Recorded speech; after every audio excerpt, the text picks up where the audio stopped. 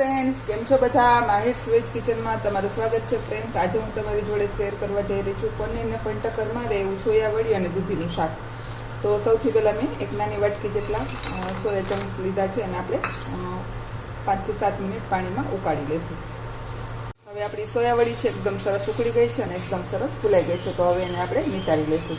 હવે જ્યાં સુધી આપણે સોયાવડી ઠંડી થાય છે ત્યાં સુધી મેં અડધી દૂધી લીધી છે, એને આપણે ચાલુ ફેરી અને ખમણી લેશું. જે આપણે દૂધી ખમણી એમાં સોયા ચંક્સને આ રીતે આપણે મેશ કરી અને આમાં નાખી દેવાના છે. હવે આપણે એમાં ચણાનો લોટ નાખશું. અત્યારે હું 1 ચમચો કરીને નાખું છું, પછી આપણે જરૂર લાગશે તો વધારે એડ કરશું. હવે એમાં અધકચરા ધાણાનો ભૂકો, આખું જીરું એડ કરશું અને થોડો અજમાને આ રીતે ક્રશ કરીને એડ કરશું. થોડી હળદર, થોડું લાલ મરચું પાવડર, થોડી હિંગ અને થોડું ધાણા જીરું, થોડું આદુ મરચાંની પેસ્ટ 1 ચમચી જેટલું આદુ મરચું અને લસણ અને સ્વાદ મુજબ મીઠું એડ કરશું. હવે આને એકદમ સરસ મિક્સ કરી અને જોઈએ એટલું પાણી એડ કરશું. હવે આપણે એકદમ સરસ પહેલાં મિક્સ કરી લેશું. અત્યારે ઉનાળામાં કશા શાક ન મળતા હોય અને ન ભાવતું હોય તો આ રીતે તમે દૂધી અને ચણાનો લોટ તો ઘરમાં હોય જ, તો આ રીતે તમે કરશો તો તમે પનીરની સબ્જી પણ ભૂલી જશો. એવું સરસ ટેસ્ટવાળું શાક થશે. તો આ રીતે આપણે પાણી નાખીને સરસ એવું રબડું તૈયાર કરી લેશું. ચણાના લોટની જરૂર લાગે તો આપણે એડ કરી શકશું.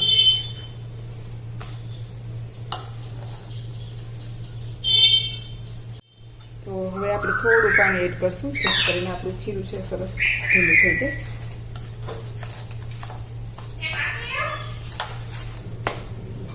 અને હવે આ ખીરાને આપણે ઢોકળિયામાં પ્લેટમાં લઈ લેશું અને એને બાફી લેશું.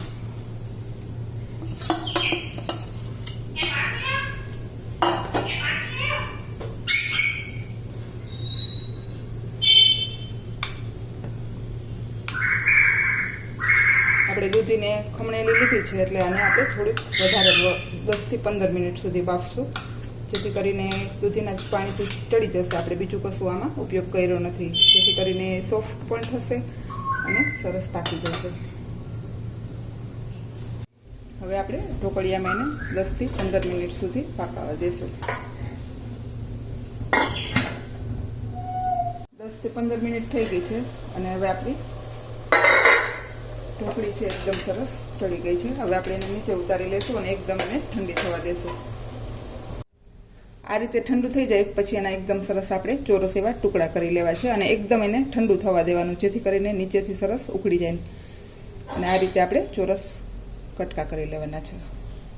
હવે એકદમ ઠંડુ તેલને ફૂલ ગરમ કરવાનું છે. જો તમે થોડું ગરમ કરશો, ઓછું તેલ આવ્યું હશે તો જે આપણા ઢોકળીના ટુકડા છે એ સરસ તળાશે નહીં. તો આ રીતે આપણે ફૂલ તેલમાં આ બધા પીસને તળી લેશું.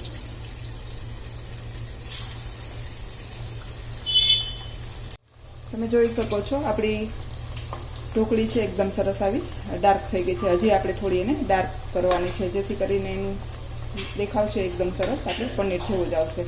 તો હજી આપણે આને થોડું તળશું. અને તમે જોઈ શકો છો, જો એકદમ સરસ સ્ક્વેર શેપના થયા છે, જરા પણ આપણા ભાંગેલા તૂટેલા નથી થયા. તો ઢોકળી જ્યારે એકદમ ઠંડી થાય ત્યારે જ એના પીસ કરવાનું. તો હવે આપણી ઢોકળી છે એકદમ સરસ તળાઈ ગઈ છે અને એકદમ સરસ ડાર્ક બ્રાઉન થઈ ગઈ છે. તો હવે એને આપણે બહાર કાઢી લઈશું.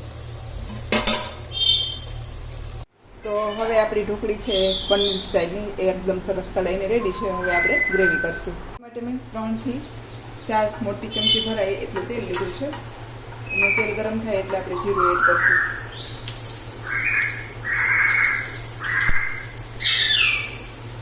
જીરું ફૂટે ત્યાં સુધીમાં આપણે સૂકા મસાલા તજ, લવિંગ, તમાલપત્ર, સૂકું મરચું અને સ્ટાર ફ્રૂટ આ બધા આમાં એડ કરી દઈશું.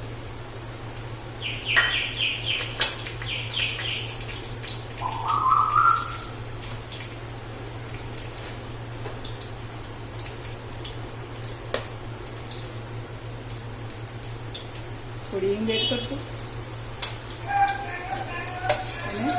વાર આ રીતે હલાવી અને આપણે ડુંગળી એડ કરી દઈશું. મેં અહીંયા 4 મોટી ડુંગળી લીધી છે ક્રશ કરેલી.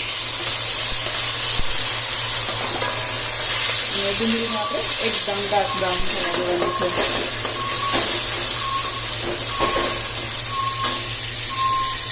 અત્યારે આપણે ગ્રેવીના ભાગમાં મીઠું એડ કરી દઈશું, જેથી કરીને ડુંગળી પણ જલ્દી આપણી થઈ જાય અને ગ્રેવીમાં સરસ ભરી જાય.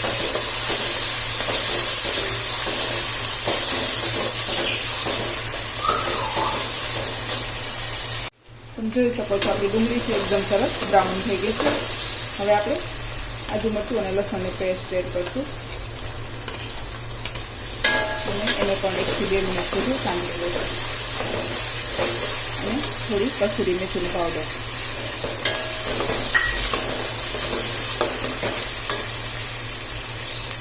થોડી ધાણા ભાજી. તમને ખ્યાલ જ હશે અમારી સબ્જીમાં ધાણા ભાજી 2 વખત યુઝ કર્યો છે, 3 વખત યુઝ કર્યો છે. ધાણા ભાજી અત્યારે એડ કરવાથી સબ્જીમાં સુગંધ અને ટેસ્ટ બંને બદલી જશે. અને હવે લાસ્ટમાં આપણે ટમેટું પણ એડ કરી દઈશું. મેં અત્યારે 3 ટમેટા લીધા છે. તમે તમારા માપ મુજબ વસ્તુ એડ કરી શકો છો. હવે ટમેટામાં જ્યાં સુધી તેલ રિલીઝ ન થાય ત્યાં સુધી આપણે એને પકાવી દઈશું.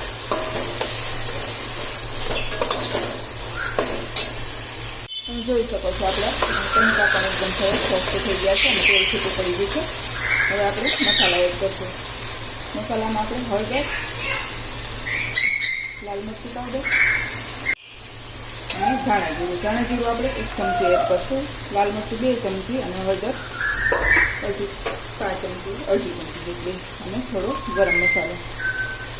આ બધું એડ કરી અને ફરી પાછું એને મિક્સ કરી અને હલાવી લેશું. અને હવે આપણે પાણી એડ કરીશું. આપણી જે ઢોકળીનું ખીરું બનાવ્યું એ જ પાણી એડ કરીશું, જેથી કરીને ગ્રેવીમાં થિકનેસ આવશે અને એનો પણ ઉપયોગ થઈ જશે. હવે આપણે આને એકદમ સરસ પકાવી દઈશું. તો હવે આપણી ગ્રેવી છે એકદમ સરસ ઉકળવા માંડી છે. તમે જોઈ શકો છો ગ્રેવી પણ આ રીતની સરસ ઘટ એવી થઈ છે. અને તમે આ ઢોકળી પણ બતાવ્યું કેટલી સોફ્ટ છે. એકદમ ટેસ્ટમાં ખૂબ જ સરસ છે અને સ્વાદમાં તો તમે દેખાવમાં તો સરસ છે જ, પણ સ્વાદમાં પણ તમે એને ખરેખર એવું થશે કે આના કરતાં આપણે પહેલાં ખબર હોત તો કેટલું સારું હોત. તો હવે આપણી ગ્રેવી ઉકળી ગઈ છે એટલે આપણે બધા ઢોકળીના પીસ છે એમાં એડ કરી દઈશું. જોઈને જ ખાવાની ઈચ્છા થઈ જાય એવું આ શાક બને છે. જો આપણે ઉનાળામાં એવું થતું હોય તો રોજ કેનું શાક બનાવવું, તો આ શાક છે એ બેસ્ટ ઓપ્શન છે. થોડી વાર લાગશે પણ સ્વાદ પણ ખૂબ જ સરસ એવો આવે છે.